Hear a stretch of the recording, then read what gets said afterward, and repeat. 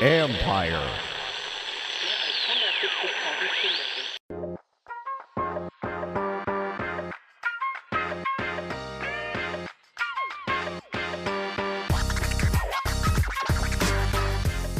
Welcome to Inside the Cap. I'm your host, Joel Corey. You can find me on X at CORRYJOEL.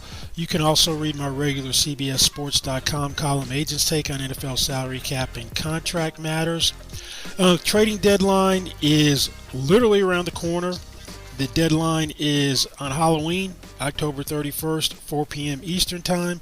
So today we're going to take a look at who should be buyers, sellers, potential players on the moves, cap ramifications, taking into account developments for Week 8's games. Last year we had very eventful trading deadline. 10 deals were done on trading deadline day last year.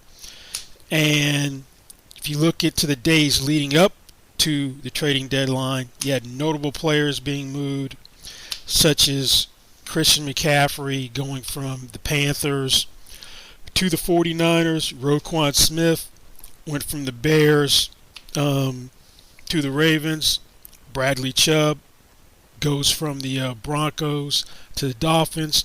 TJ Hawkinson is traded within the NFC North, goes from the Lions to the Vikings.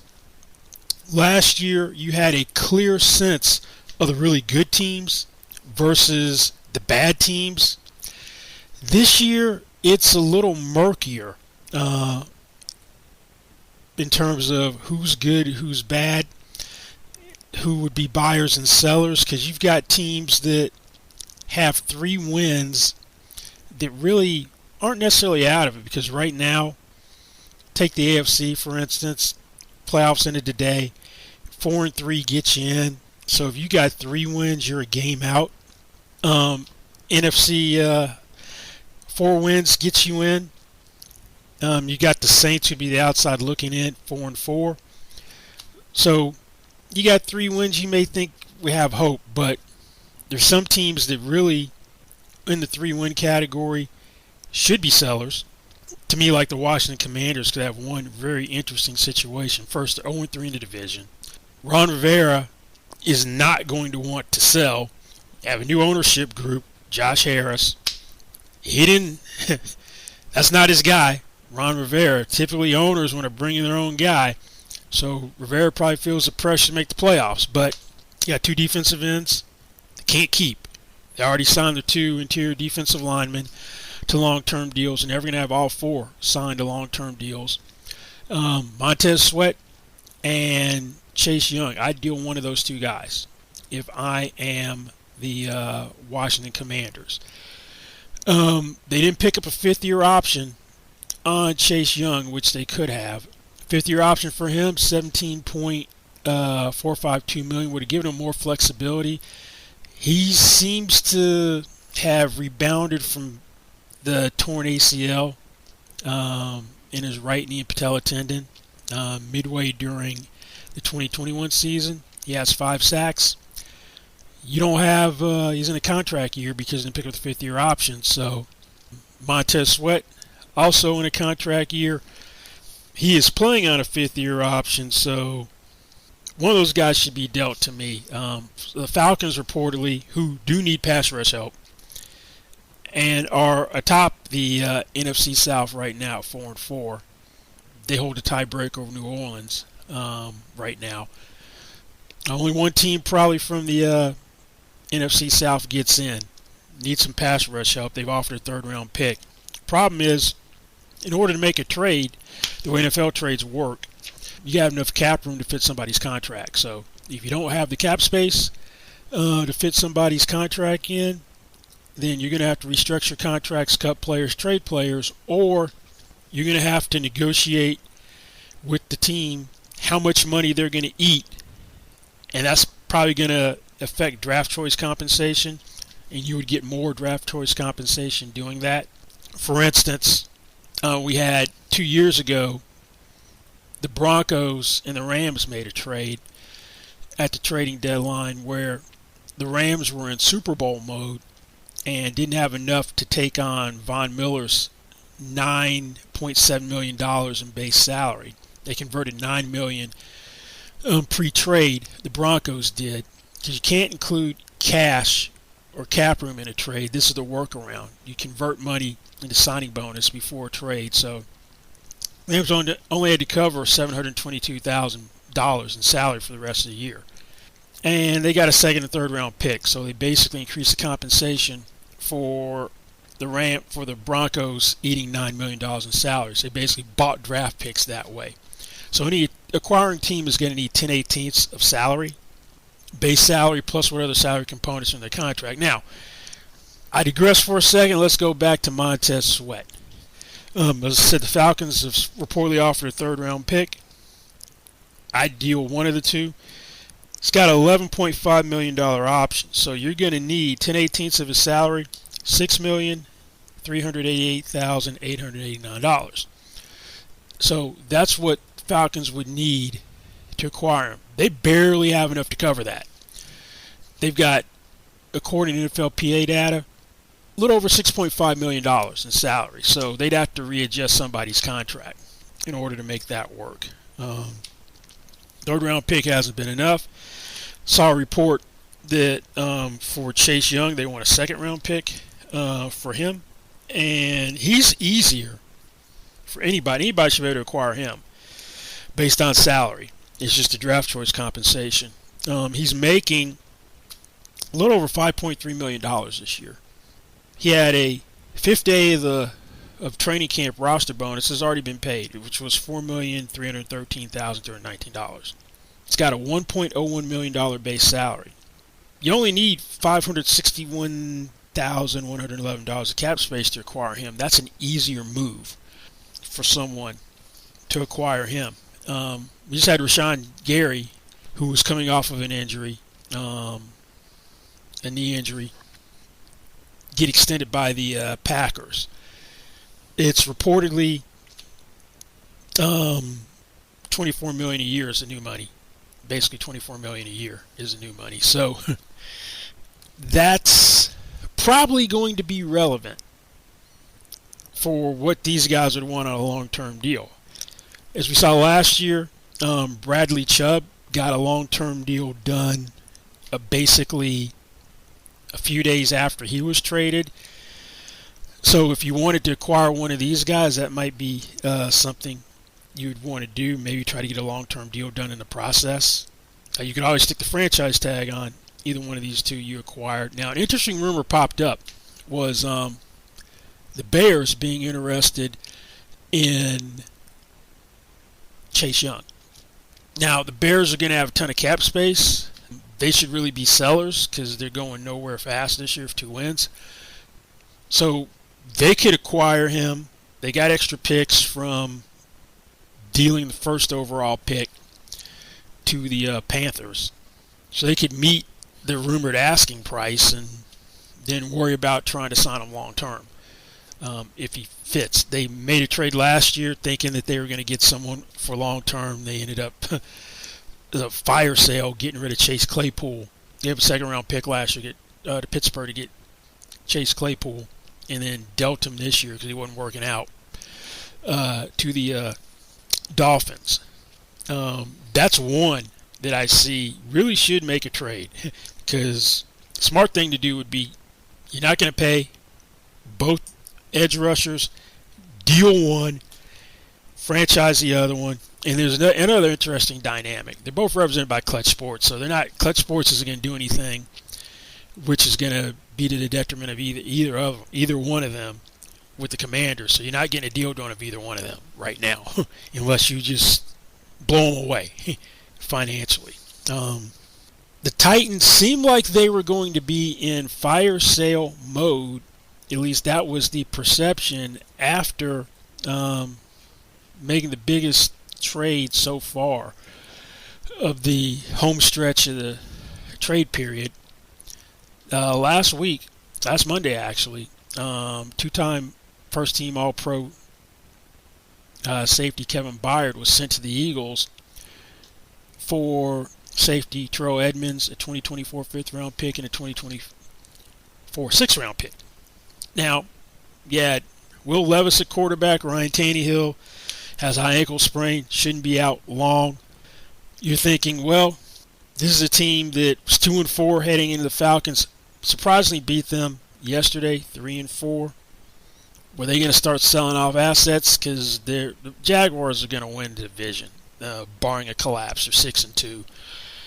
Titans realistically don't have a shot at making the playoffs. If they do make the playoffs, they really don't have a shot of having a deep playoff run. Derrick Henry, in the last year of his contract, is making $10.5 million this year. He's been splitting time more so than he has ever in the past because they drafted Tajay Spears. He won't be back next year unless he's going to take a massive pay cut from the 4-year, $50 million contract. He'll be 30 in January, have over 2,000 career carries. He's defied logic so far in his career, but you got some teams where he would make sense. The problem is you need a little over $5.8 million of cap room to acquire him for his base salary. Plus, he's got a $500,000 incentive that's considered likely to be earned. So you really need basically a little over $6.3 million. So, to me, teams that should be looking at him, two of them would have to convert salary for someone, do a salary conversion, or have the Titans eat a massive amount of the contract, the remaining part of the contract, in order to make this work. Would be one, the Ravens, because according to NFLPA data, the Ravens have a little under $2.9 million of cap space. To me, the Buccaneers. The Buccaneers have a little under $3.85 million of cap space. So you got 6.3 you need to take in. 3.85 needs to go out. You have 3.85 left, so something has to give. And the Titans told Derrick Henry they don't intend to trade him. Now, if someone blows them away with an offer, that obviously changes. The best you're going to get for Derrick Henry when he walks next year, you'll get a compensatory third-round pick in 2025. And that is if you don't sign more free agents than you lose. If you sign more than you lose, then he leaves for nothing. And the Titans, Will Levis, they're clearly going to be in rebuilding mode. And they're going to be in pretty decent cap shape. Right now they've got basically $157 million in cap commitments of 40 players under contract. So, by NFLPA data, they might not get the compensatory pick for him or a good one. I'd try to move him. If I get a third-round pick, I'd probably take it. Another team that could make sense, the Browns, after losing Nick Chubb. You wouldn't have to do a salary conversion with him because the Browns have the second most cap space in the league. They're sitting on $34.3 million of cap space, so they could easily absorb his salary. Now,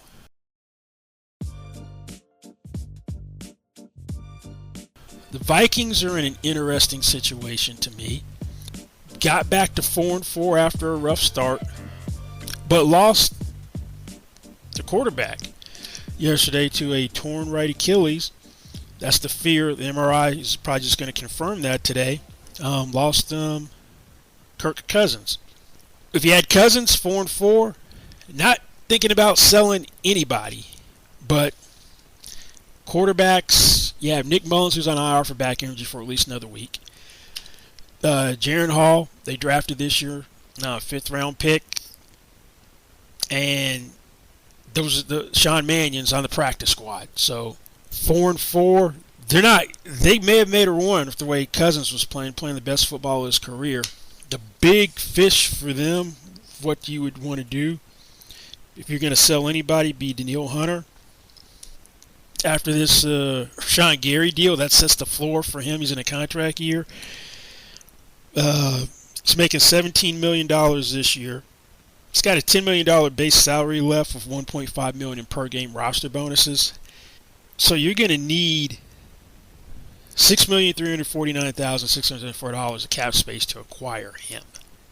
So it'll be interesting to see if losing Cousins changes their dynamic in the equation of what they were going to do, because they certainly would not consider selling anybody with a healthy Cousins. But Hunter, he's been on half his contract for years. Haven't paid him. He's got 10 sacks. He'd be a welcome addition if you could get at least a second-round pick for him. And if you have to eat salary, would you consider it? I don't know. Now, I'm going to go back to the Titans for one thing, speaking of quarterbacks. The way Will Levis played, if I'm the Titans, I'm trying to sell Ryan Tannehill. He doesn't have a long-term future in Tennessee. He's in the final year of his contract.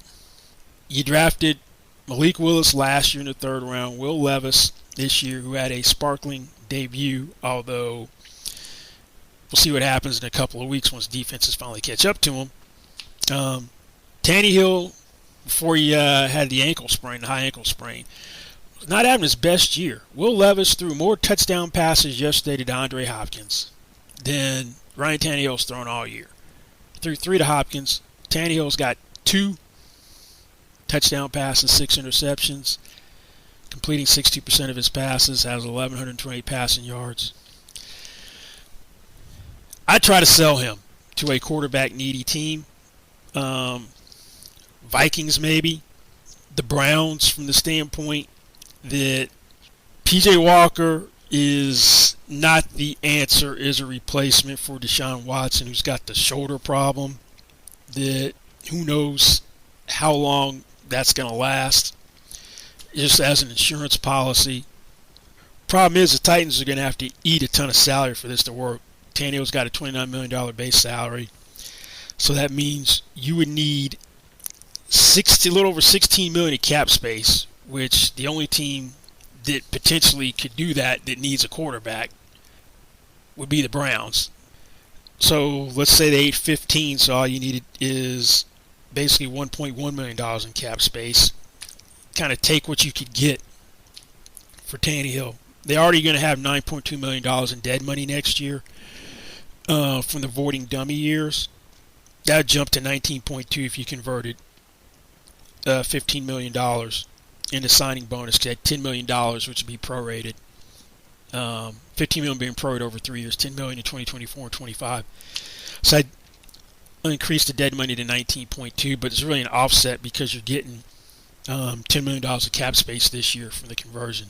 So that's a wash. Now, I would be looking, what would make more sense for Cleveland if they're going to get a quarterback would be going back to the Commanders. Jacoby Brissett doesn't play. They're rolling with Sam Howell. He was there last year. $8 million salary. Signed 1-year deal for $8 million. $4.5 million was a signing bonus. That's $3.5 million left as a base. There's a $500,000 incentive of incentives counting on the cap. So you would basically need about $2 million of cap space to acquire Jacoby Brissett. Maybe Vikings thinking about that as well. But those would be a couple of the quarterback options. The Bills supposedly are looking particularly on the defensive side of the ball. Matt Milano, they've lost him. Tre'Davious White, he's gone for the year as well.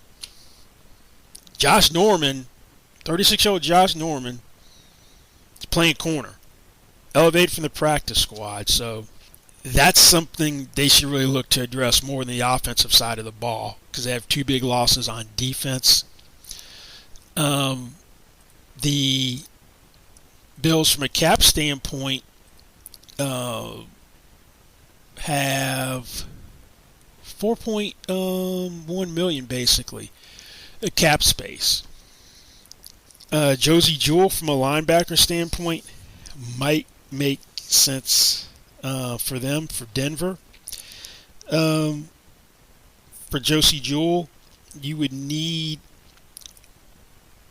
a little over $2.6 million in cap space. He's got base salaries about $2.5, and You have 150,000 in per game roster bonuses you'd have to account for as well.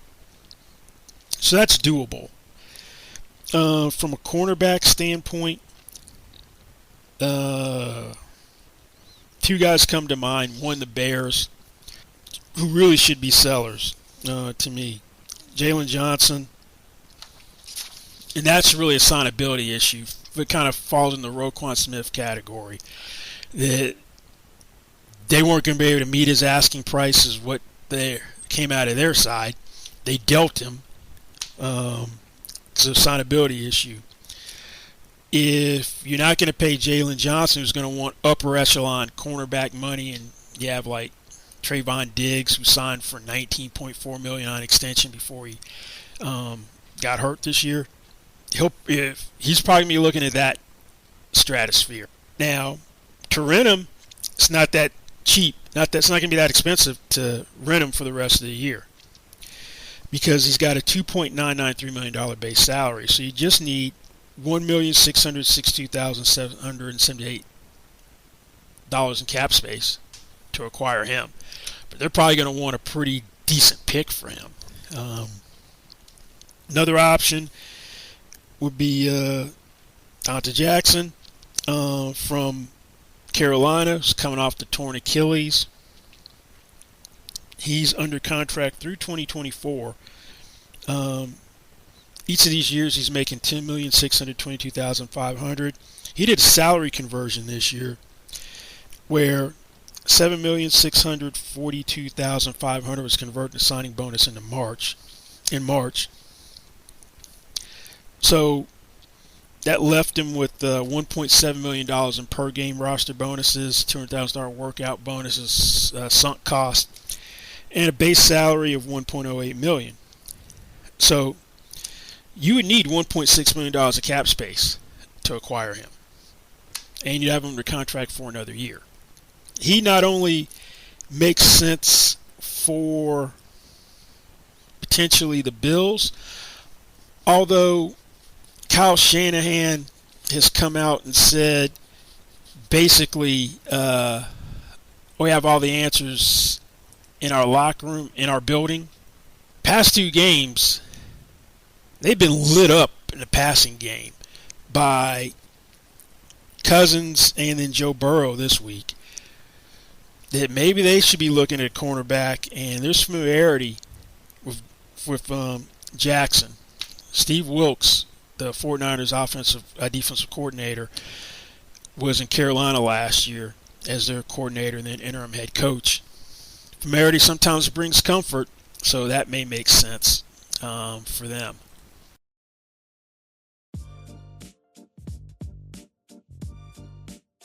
Now, staying with the Carolina Panthers for a minute, one guy that I don't anticipate getting moved is going to be edge rusher Brian Burns. He's got a 16.012 option. He's making $16.012 million on his fifth-year option this year. He's someone Carolina tried to extend during the training camp in the preseason.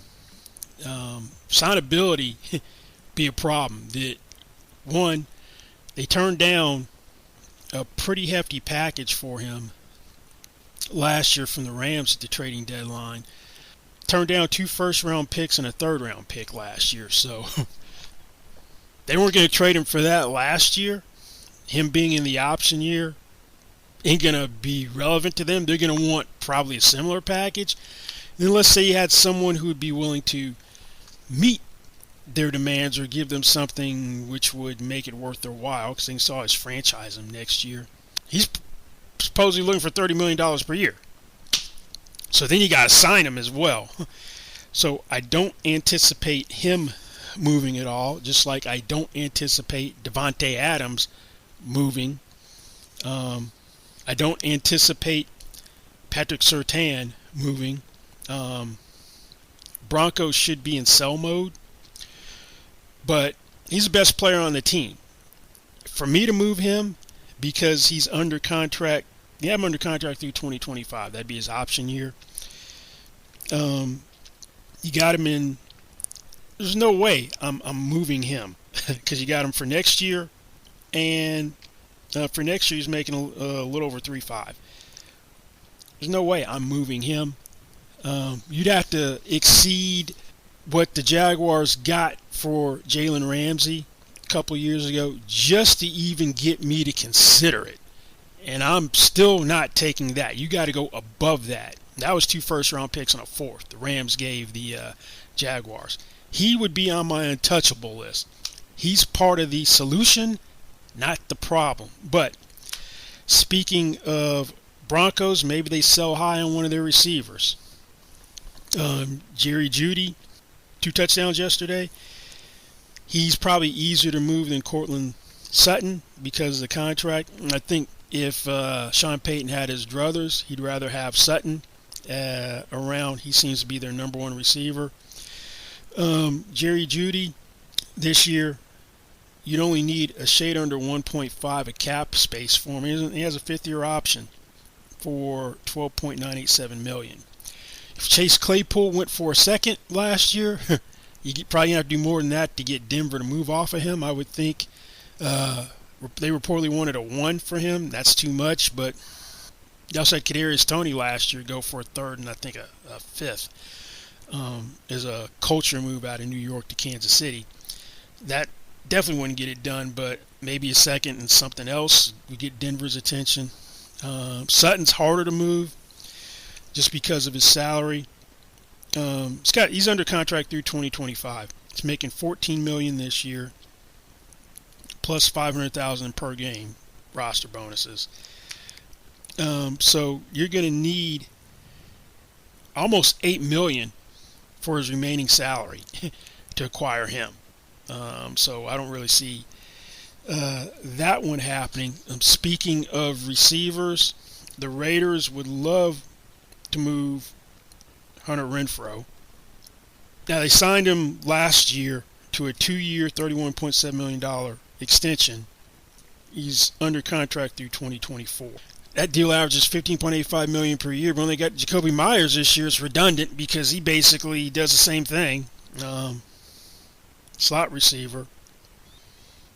This year he's making $11.549 million in cash. $4.32 million was a roster bonus in March. He's got a $6.5 million base salary and $629,000 in per game roster bonuses. You would need a shade over $3.75 million of cap space to take him on for the rest of the year. Plus, because of the way the per game roster bonuses work, since they're a per game event, only a certain amount is counting as likely to be earned the first 10 games. So for each additional game that he was active, you potentially would need another $259,000 in cap space to account for the roster bonus if he's active every game. So you're really talking about $4 million of cap space. Raiders would have to probably eat a significant amount of salary. Hunter Renfrow is not going to be there next year. They're not going to pay Hunter Renfrow $11.882 million, and they don't use him. That won't happen. Well, who's to say that Josh McDaniel is going to be around next year if the Raiders don't become more competitive? But this is kind of a fire sale mode. You'd have to eat cap space to send him someplace. Another guy I would look to move if I'm the Raiders is Austin Hooper. You got Michael Meyer that you drafted in the 2nd round. Hooper started as the starter at the beginning of the year, but really their play time was about even. They were both playing a little over 50%. It shifted last week where Hooper's clearly the number 2 tight end. His snaps were down to about 35%. Myers was about 75%. To me, the Bengals, who typically aren't buyers at the trading deadline, have a big deficiency at tight end. Last year, the renter tight end thing worked with Hayden Hurst. It's not working out with Irv Smith Jr. To me, I'd be looking at a tight end if I'm them. And for Austin Hooper, it'd be a day 3 pick, a late day 3 pick. He's on a 1 year deal. He won't be back there next year. It's a 1 year deal for $2.75 million, and $1 million of it was a signing bonus. So you've got $1.165 million in base salary and $510,000 in per game roster bonuses. So you'd really need $917,000 basically to acquire him. Or I'd look at the Colts, because they probably have one tight end too many. Jelani Woods has been on IR all year. Mo Alley Cox's snaps are way down this year, but he'd be a more expensive acquisition. But you'd also have him for 2024. That'd solve your tight end problem next year. He's making $5.92 million next year. This year, it's 4.8 in base salary plus $510,000 in per game roster bonuses. So you need basically $3 million in cap space to acquire him. The Bengals typically don't make moves, but from a cap standpoint, it could be done. The Bengals have $10.6 million in cap space.